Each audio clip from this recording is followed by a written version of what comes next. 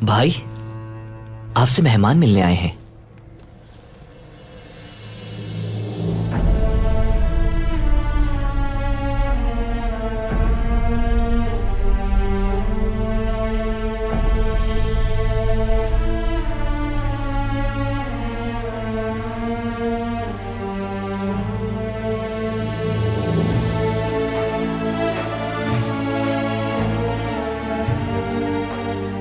السلام علیکم.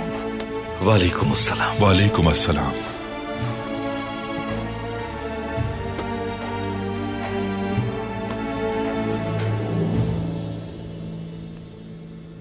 شکر ہے ملاقات ہو گئی. کیا آپ اس غریب مسافر کو کچھ دن مہمان ٹھہرائیں گے؟ شرف ہے ہمارے لیے.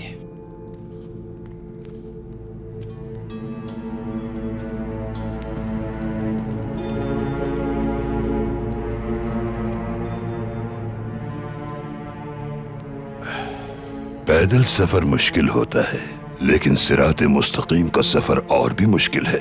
انسان کی سب سے اہم ضرورت ساتھ چلنے والے ہم سفر ہیں. تمہارے تو اتنے ہم سفر ہیں، خوش نصیب ہو تم.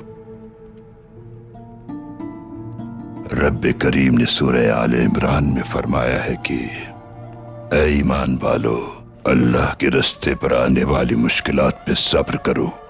کافروں پر ثابت کر دو کہ تم ان سے زیادہ طاقت اور قوت رکھتے ہو اور اپنے عزم میں ثابت قدم ہو، اور آپس میں سیسا پلائی ہوئی دیوار بن جاؤ. اللہ کی اطاعت سے غافل نہ رہو اور اس کے رستے پر چلتے رہو تاکہ تم کامیاب بندوں میں شامل ہو جاؤ. اللہ کا کلام انسانیت کی بھلائی اور رہنمائی کے لیے مشعل راہ ہے.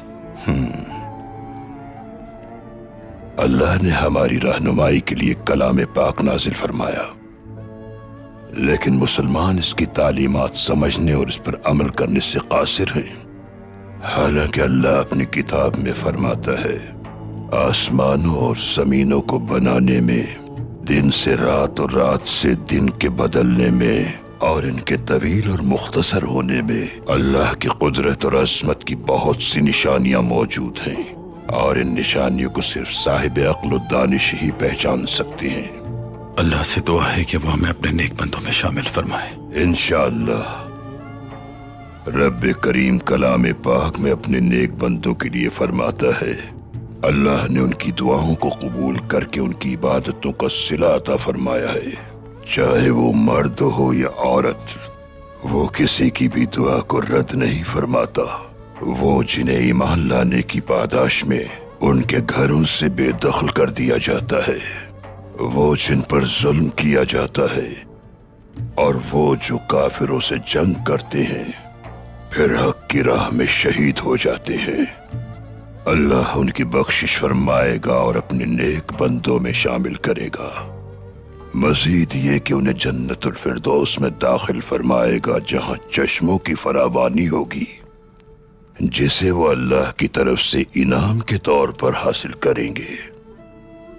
بے شک اللہ کا دیا ہوا انعام ہی بہترین جزا ہے. میرے بہادروں، یاد رکھنا تمہاری مشکلات رائے گاں نہیں جائیں گی.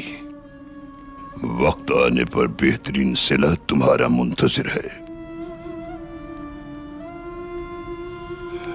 جس طرح ہر کام کے ہونے کا ایک وقت مقرر ہے، بالکل اسی طرح محشر کا دن بھی مقرر ہے. بہت جلد تم زمین سے نکلتے ہوئے بیج کی طرح تناور درخت بن جاؤ گے، وہ درخت جس کی شاخوں سے انشاءاللہ پوری دنیا فیض یاب ہوگی.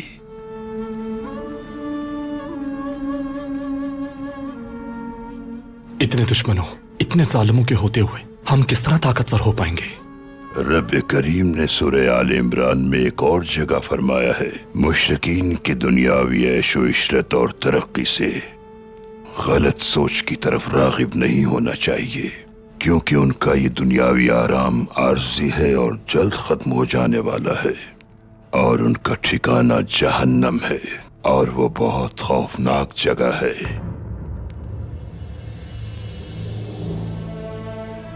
تقدیر نیت سے بنتی ہے اور زبان دل کی سچائی کی ترجمان ہوتی ہے. तुम्हारे दिल की सच्चाई ने ही तुम्हें अर्तुगरुल सरदार बनाया है।